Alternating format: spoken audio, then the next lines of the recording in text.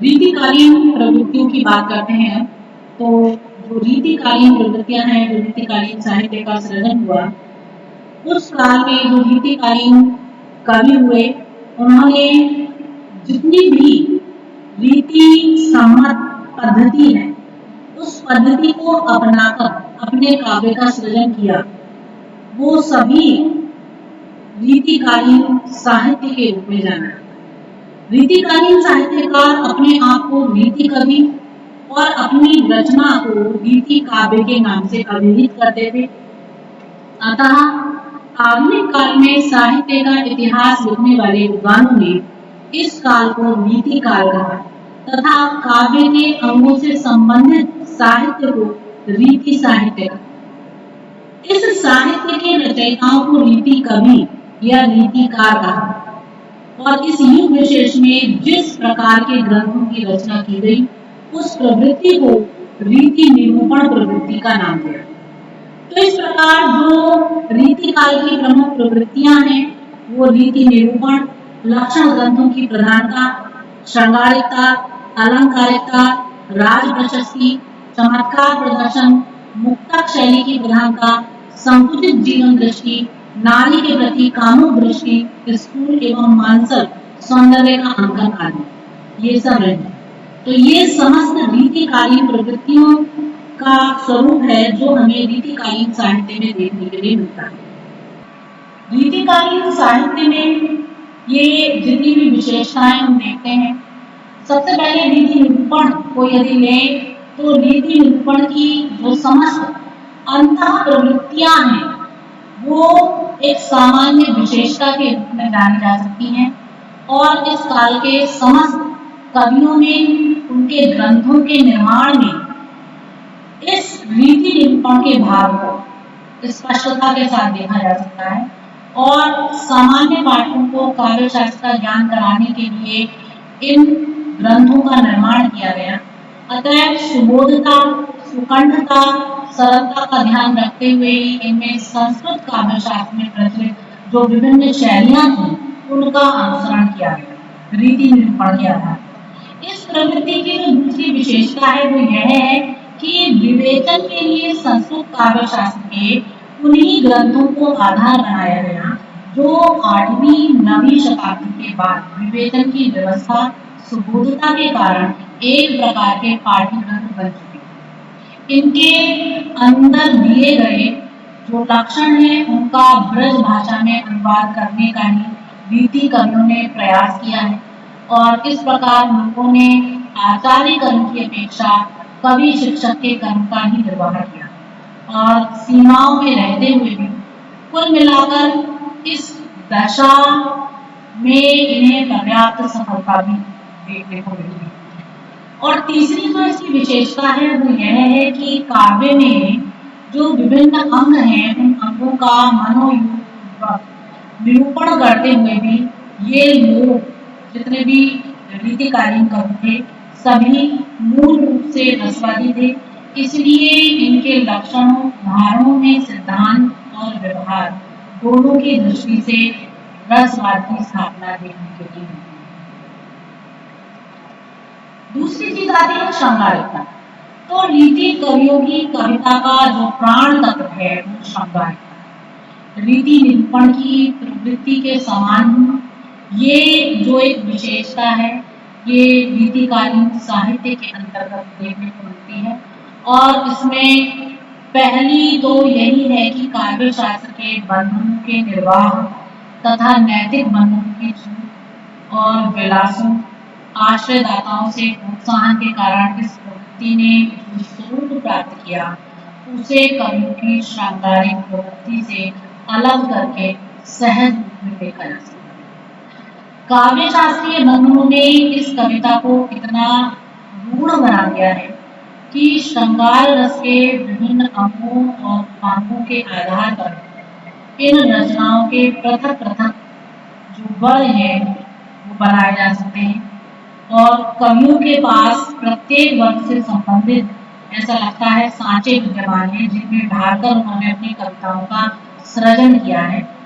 तो दूसरी ओर नैतिक बंधनों की छूट और आश्रयदाताओं से प्रोत्साहन के कारण इन कवियों ने मानो अपनी कल्पना में इतने पंख फैला दिए हैं कि रचनाओं में उनकी अभिरुचि और दृष्टि का आभास अपने आप ही होता चला है।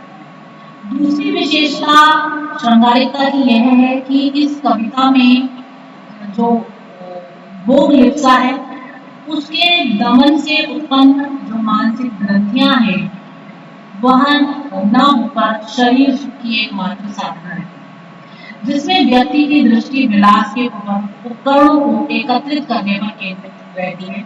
और यही कारण है कि जो रीतिकालीन श्रृंगारिक चित्र हैं उनमें नायक नायिकाओं के विविध रूपों को प्रस्तुत करते समय कवियों के द्वारा किसी प्रकार का भी संकोचन नहीं किया गया। इस प्रवृत्ति की जो तीसरी विशेषता है वो यह है कि विलासिता की प्रधानता के कारण प्रेम भावना में एक मिश्रता के स्थान पर अनेकों मुक्ता ने स्थान लिया है, देखने को मिलती है, जिसके परिणाम स्वरूप कुंठा रहित प्रेम की उन्मुक्तता जो है वह रसिकता का रूप ग्रहण कर लेती है। और इसी में जो अगली विशेषता है वो नारी के प्रति सामंतीय दृष्टि है, जिसके कारण नारी को समाज की चेतन इकाई और पुरुष के अर्धांग समझने के स्थान पर उसे एक भोग्य उपकरण मात्र समझ लिया गया। परिणामतः स्त्री की जो समस्त चेष्टाएं या भावनाएं हैं वो मात्र भावना की अभिव्यक्ति के रूप में समझी गई तथा उनके प्रति सहानुभूति के स्थान पर नायकों का जो कौतूहल है उसे अभिव्यक्त किया गया। इसीलिए जो विरह संबंधी रचनाएं हैं वो रीतिकाल में प्रभावहीन प्रतीत होती हैं। और इस प्रवृत्ति के विषय में जो पांचवी विशेषता है वह यह है कि इस युग के पुरुष की जो दृष्टि है वो भोग और विलास से परिपूर्ण नहीं है और नारी के रूप और गुणों के स्थान पर उसने मात्र उसके सौंदर्य की ओर ही अपनी दृष्टि केंद्रित की है। किंतु ये सब होने के बाद भी जो एक विशेषता इस काल के कवियों में देखने के लिए होती है वो व्यापक रूप से इंद्रिय दमन जन्य कुंठा का अभाव है, शरीर सुख की साधना है, अनेकों रूप प्रेम जन्य रसिकता है और रूप लिप्सा है, भोगेच्छा है, नारी के प्रति सामंती दृष्टि है। तो इस प्रकार की जो भाव है वो रीतिकालीन काव्य के श्रृंगारिक वैशिष्ट्य में देखने के लिए मिलती है। रीतिकालीन काव्य में राज प्रशस्ति, भक्ति आदि गौण विशेषताओं के रूप में देखने के लिए मिलती है।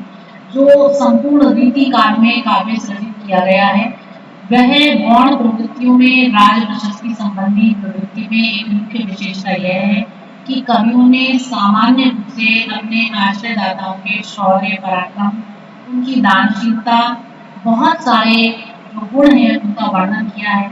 और इनमें शौर्य पराक्रम के स्थान पर जो उनका आतंक है तथा उनके दान के व्यापार के स्थान पर दान की सामग्री की विपुलताएं हैं, इनका वर्णन कवियों को अभीष्ट प्रतीत हुआ है। इसलिए इस कविता में एक झूठी प्रशस्ति और धन ऐंठने की भावना का जो एक अनुभव है वो अधिक होता है। आश्रयदाता के प्रति श्रद्धा के भाव की कम अनुभूति होती है। भक्ति की प्रवृत्ति के वैशिष्ट्य के विषय में तो केवल इतना कहा जा सकता है कि परंपरागत आस्थाओं और विश्वासों के कारण इस काल की जो भक्तिपरक कविताएं हैं वो कवियों की धार्मिक भावना की परिचायक होने के साथ साथ देवी देवताओं की शरण में जाकर अपने संकट निवारण की प्रार्थना और आत्म शांति की खोज का प्रयास करती हुई दिखाई दी। इसी प्रकार से जो एक नीति की प्रवृत्ति इस काल के साहित्य में पाई जाती है वो आत्मबोध तथा अपने इष्ट मित्रों और या फिर पक्ष के लोगों के लाभ के लिए अपने अनुभवों को स्पष्ट रूप से या अन्योक्तियों द्वारा प्रच्छन्न रूप से प्रकट करने के प्रयास के रूप में अभिव्यक्त शेष गौण प्रवृत्तियों में प्रवृत्ति को श्रृंगार दीपक सामग्री के रूप में प्रस्तुत किया गया है, जिसकी कोई विशेषता दृष्टिगत नहीं।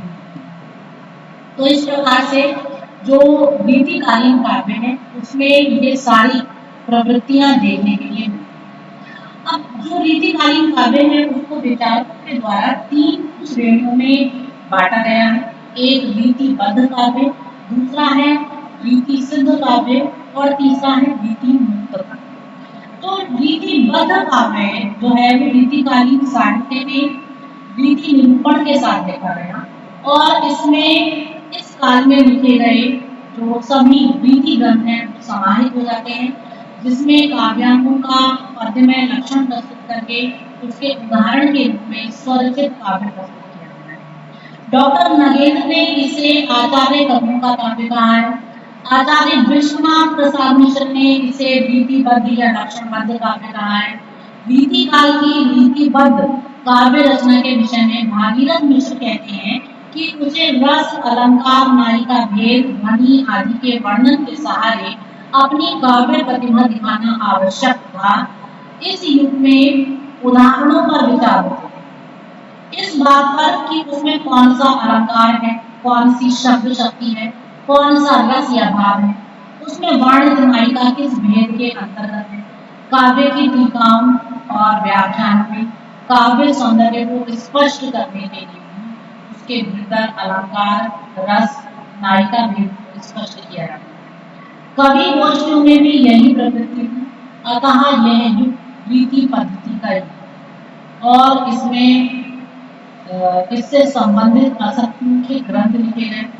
ऐसे अगणित ग्रंथों के माध्यम से काव्य रचना का जो विस्तृत फलक है वो रीति काव्य में निर्मित है। उससे रीति काव्य का स्वरूप और अधिक व्यापक हो जाता है और अधिक विविध वर्णी दिखाई देता है। तो इस रूप में जो रीतिबद्ध काव्य है उसको अनेक विशेषताओं के साथ में देखा गया है।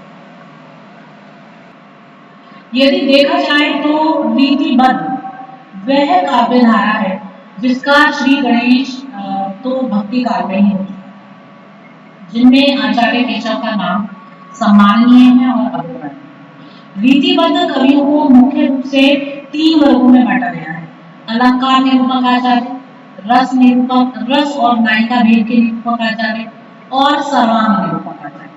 कुछ समीक्षकों ने पिंगल निरूपक आचार्य को भी एक चौथी कोटि के रूप में रखा है। सर्वांग निरूपक आचार्यों ने सभी विषयों पर अपना ध्यान आकर्षित किया, जिनमें आचार्य चिंतामणि, कुलपति मिश्र, देव, सूरती मिश्र, कुमारमणि शास्त्री, सोमनाथ, श्रीपति, भिखारीदास, प्रताप सिंह आदि आचार्य इस क्षेत्र में आते हैं। अलंकार निरूपक आचार्यों में देखें तो इनमें जो आचार्य रहे उन्होंने अपने लक्षण ग्रंथों के निर्माण के लिए चंद्रलोक, कोवलयानंद आदि पूर्ववर्ती व्यासों ग्रंथों को ही आधार बनाया था और इन आचार्यों में केशव, जसवंत सिंह, मातीराम, भूषण, गोप, रसिक, गोविंद, दूल्हा, गोकुलनाथ और पद्माकर इनके नाम लिए जाते हैं। रस और नायिका भेद के जो निरूपक आचार्य हुए उनकी 2 कोटियां हुई। कतिपय आचार्यों ने मूल रूप से नायिका भेद और स्थूल रूप से श्रृंगार रस का निरूपण किया और कुछ आचार्य ऐसे भी रहे जिन्होंने सभी रसों पर विचार किया, किंतु सभी की दृष्टि श्रृंगार रस की ओर अधिक केंद्रित है। इस वर्ग के आचार्यों में तोष कवि, मतिराम, देव, कालिदास, कृष्ण भट्ट, श्रीपति, उदयनाथ, सोमनाथ, रसनीन, भिखारीदास, जियारे, राम सिंह, गोविंद बेनी और पद्माकर आदि प्रमुख थे। देव द्वारा किया गया जो रस विवेचन है वह अपेक्षाकृत अधिक विस्तृत और मौलिक है। मातीराम, पद्माकर आदि के लक्षण उदाहरण न केवल सटीक हैं अपितु सरस भी हैं। रीति काल की रसिकता और सरसता के वास्तविक स्वरूप प्रस्तुत करने वाले यही कवि हैं। रीति ग्रंथों में प्रस्तोता आचार्य केशव भी माने जाते हैं। तो इस प्रकार ये समस्त जो कवि रहे ये रीति काल में अलग अलग रूपों में बटे हुए हैं। रीतिबद्ध रचना के 3-4 विभागों में बटे हुए हैं। तो रस निरूपक कवियों में मुख्य रूप से ये सभी केशवदास हो, चाहे चिंतामणि, तोष, मंडन, देव आदि, पद्माकर कवि, इन सभी के नाम जो है प्रमुख हैं और कला प्रदर्शन की भावना से प्रेरित इन कवियों का अधिकांश जो केंद्रीकरण है वो सर्जन कविता करने के लिए कविता के निर्कर्ष पर आधारित है, जहाँ कविता में शाब्दिक चमत्कार के साथ उसके बाह्य पक्ष या बाह्य कलेवर को कलात्मक रूप से प्रस्तुत करना इन कवियों की काव्य रचना का मुख्य ध्येय कहा जा सकता है। और ये भी कहा जा सकता है कि बौद्धिक काव्य कौशल के आधार पर रचित रीतिबद्ध कविता का जो अभिव्यक्ति पक्ष है, कलात्मक सौंदर्य की दृष्टि से चरमोत्कर्ष पर दिखाई देता है, पर स्वाभाविक और भावात्मक पक्ष की दृष्टि से काव्य का अनुभूति पक्ष किंचित दबा हुआ सा प्रतीत होता है। बहिरंग को विविध वर्णीय चित्रों से सजाने के लिए काव्य के अंतरंग पक्ष पर रीतिबद्ध कवियों ने एक उपेक्षित स्वरूप रखा है। बावजूद इसके रीतिकार की जो रीतिबद्ध कविता है वह काव्य कला की कसौटी पर बाह्य अभिव्यक्ति की कलात्मक प्रस्तुति है, जो हमें कई रूपों में चमत्कृत करती है। अब बात करते हैं रीतिबद्ध काव्यधारा की प्रमुख प्रवृत्ति, क्योंकि जो प्रवृत्तियां जो विशेषताएं कहीं कहीं वो संपूर्ण रीतिकार पर आधारित थी, लेकिन कुछ प्रवृत्तियां ऐसी हैं जो रीतिबद्ध कवियों के साहित्य में देखने के लिए मिलती हैं। तो ये जो प्रमुख प्रवृत्तियां हैं ये विभिन्न प्रकार की हैं।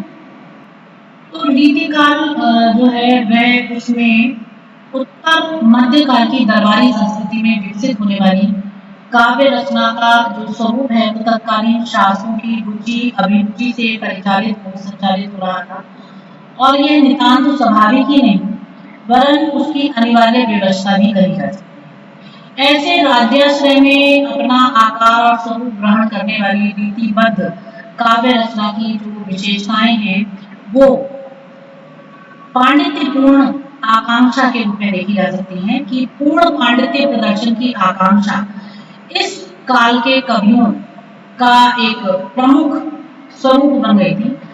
आचार्य एवं पांडित्य प्रदर्शन रीतिबद्ध कविता की एक सामान्य प्रवृत्ति कही जा सकती है, जिसके कारण कमोवेश प्रत्येक रीतिबद्ध कवि स्वतंत्र रूप से मौलिक काव्य सृजन में कोई विशेष रुचि न रखते हुए रीति निरूपक लक्षण ग्रंथों की रचना करने में प्रवृत्त होता हुआ दिखाई देता है। रीति निरूपण की इस प्रवृत्ति में वह अपने शास्त्रीय ज्ञान का प्रदर्शन करने की महती आकांक्षा से ओतप्रोत दिखाई देता है।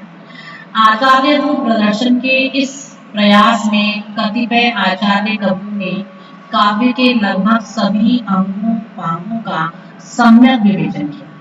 हालांकि अधिकतर कवियों का विवेचन संस्कृत काव्य शास्त्र का निरा अनुकरण प्रतीत होता है, पर उन्होंने काव्य के लक्षण, काव्य हेतु, काव्य प्रयोजन, काव्य भेद, काव्य की आत्मा, रस, ध्वनि, अलंकार, रीति, गुण, शब्द शक्ति, नायिका भेद, दोष, छंद आदि को अपने विशद विवेचन का आधार बनाया है,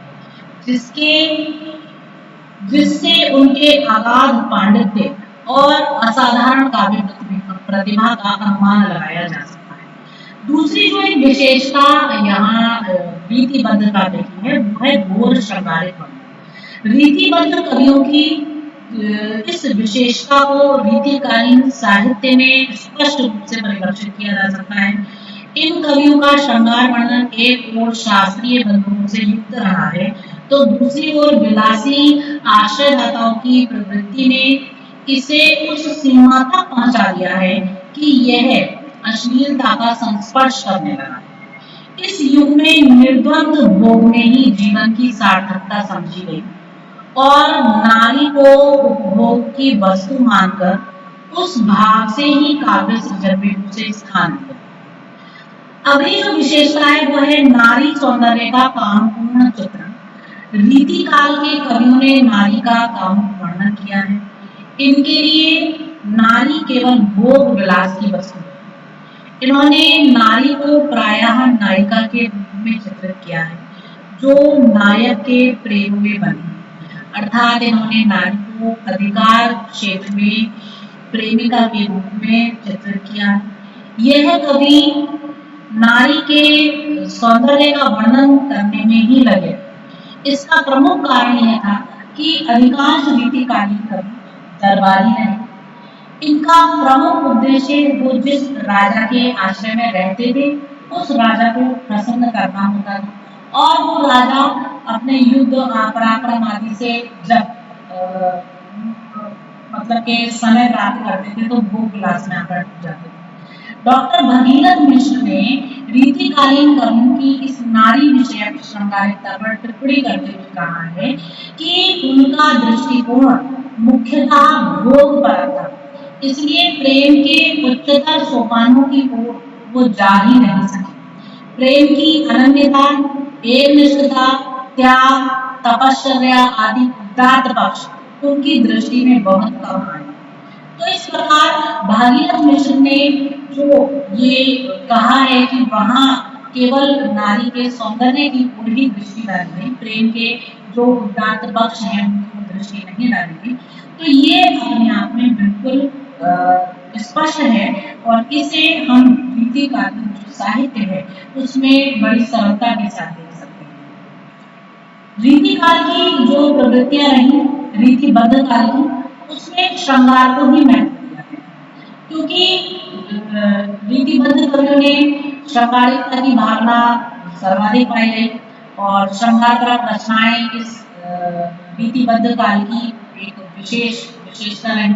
इन कवियों ने बिल्कुल उन्मुक्त रूप से ऐसा काव्य सृजित किया जो पूर्ण रूप में श्रृंगारिकता से ओतप्रोत था, जिसमें किसी प्रकार का कोई दुराव छुपाव नहीं था और ना दमन से उत्पन्न कोई ग्रंथियां नहीं थी। इन कवियों ने आकंठ निमग्न होकर अपने मनोवृत्तियों का विवेचन किया। श्रृंगारिकता के लिए सौंदर्य निरूपण, नायक नायिकाओं का चित्रण, सौंदर्य में भी शोभा, कांति, दीप्ति आदि को प्रधानता दी। तो रीतिबद्ध जो कवि हैं उन्होंने अपने अपने ढंग से इस श्रृंगार वर्णन को अपनाया है। कृष्ण भक्ति परंपरा में रीति काल के प्रभाव से माधुर्य भाव की प्रधानता मिली।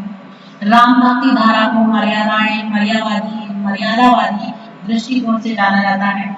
इसमें भी सखी संप्रदाय का निकला और प्रेम लीलाओं का अति रंजित रूप वर्णन में आया। संयोग वियोग भी इस युग की श्रृंगारिक मनोवृत्ति को स्पष्ट करते हैं। इस युग में जिस संयोग का वर्णन किया गया है वह रूपा शक्ति का परिणाम है।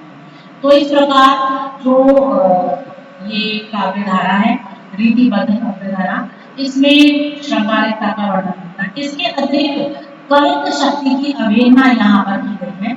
जो रीतिबद्ध कवि हैं उन्होंने जो कवियों का मूलतः कवि रूप का तिरस्कार किया है। उन्होंने लक्षण ग्रंथों के विभिन्न मत प्रस्तुत कर अपनी रचनाओं को रचा और कवियों में एक ही तथ्य पर भांति भांति की परिभाषाएं लेकर अभिव्यक्त करने की क्षमता थी, किंतु उन्होंने अपने कवित्व गुण का सदुपयोग किया ही नहीं। अंततः अपनी ही दृष्टि से अपनी क्षमता को प्रकट करने का प्रयास करते रहे। इसके अतिरिक्त हम देखते हैं कि चमत्कार वर्णन इस धारा के कवियों में देखने के लिए मिलता है। तो रीतिबद्ध कवियों ने अपने आश्रयदाता राजाओं और सामंतों को प्रसन्न करने के लिए कल्पना की उड़ान भरी वाक्पटुता, चमत्कार वर्णन आदि का सहारा लिया। डॉक्टर राम कुमार वर्मा ने इस काल को कला काल और मिश्र ग्रंथों में अलंकृत काल की संज्ञा दी। तो इन कवियों के लिए अलंकार साधन नहीं बल्कि साधन। प्रकृति के आलंकारिक तथा उद्दीपन रूप का वर्णन यहाँ देखने के लिए मिलता है। रीतिबद्ध कवियों ने प्रायः प्रकृति के आलंकारिक रूप में तथा उद्दीपन रूप में अत्यधिक चित्र खींचे हैं। परंपरागत रूप में षड्ऋतु वर्णन एवं 12 मासा का चित्रण उपलब्ध होता है, किंतु उसमें मौलिकता एवं नवीनता नहीं। देव, मतिराम, भिखारीदास आदि कवियों के प्रकृति चित्रण इसी प्रकार के हैं। सेनापति प्रकृति चित्रण की दृष्टि से रीतिकाल के सर्वश्रेष्ठ कवि कहे जाते हैं। सेनापति उनय नये जलद सागर के चारि हदु दुसान भ्रत भय कोई करे शोभा चरसाने न बखाने जात के भांति आने हैं पहाड़ मानो राजत के। और इसके अलावा जो रीतिबद्ध कवियों में एक वैशिष्ट्य देखने के लिए मिलता है वो है मौलिक चिंतन का। तो रीतिबद्ध आचार्यों ने अपने मौलिक ग्रंथ न लिखकर उनमें संस्कृत आचार्यों के विचारों और सिद्धांतों को अपनाया। ऐसा लगता था कि इस काल के कविगण मुख्य रूप से जो मुख्य आचार्य हैं वो सब अपने आप को रूढ़िवादिता से जोड़े रखना चाहते हैं और मौलिक दृष्टि विकसित करने की ओर उनका कोई ध्यान नहीं देता। यदि वे उपयुक्त ध्यान देते तो उन्हें चिंतन की मौलिकता में सफलता अवश्य मिली। आश्रयदाता की प्रशंसा तो इस काल के कवियों का वैशिष्ट्य रहा है। जितने भी रीतिबद्ध कवि हुए सभी ने, क्योंकि किसी न किसी राजा के आश्रय में रहे, तो सभी ने उनकी प्रशंसा में अतिशयोक्तिपूर्ण वर्णन किए। कई रचनाकारों ने तो अपनी रचनाएं आश्रयदाता को ही समर्पित कर दी और उनका नामकरण भी उन्हीं आश्रयदाताओं के नाम से कर दिया। विभिन्न शैलियों और भाषा के रूप का प्रयोग देखने के लिए मिलता है रीतिबद्ध कवियों में। उन्होंने कवित्व और छप्पा शैली को अपनाया। किसी ने सवैया शैली पर जोर दिया, किसी ने कुंडलिया शैली में अपना काव्य सृजन किया। गोस्वामी तुलसीदास और मलिक मोहम्मद जायसी की दोहा चौपाई शैली का बहुत प्रयोग किया गया है रीतिबद्ध कवियों के द्वारा। बिहारी ने तो काव्य रचना के लिए केवल दोहा शैली का आश्रय लिया था। केशव ने अपनी रचना रामचंद्रिका को तो छंदों का अजायब घर बना दिया। रीति काल में रीतिबद्ध काव्य धारा में जो प्रबंध काव्य लिखे गए हैं वो कम है। अधिकतर रचनाकारों ने मुक्तक छंदों पर अपने भावों को अभिव्यक्त किया है और उन्हें निबद्ध किया है। उनको सुनाकर वे राज दरबार में प्रचुर पुरस्कार प्राप्त किया करते। तो इस प्रकार ये समस्त जो विशेषताएं हैं वो रीतिबद्ध काव्य में देखने के लिए मिलती हैं और रीतिबद्ध काव्य को सुशोभित करती हुई प्रतीत होती है। धन्यवाद।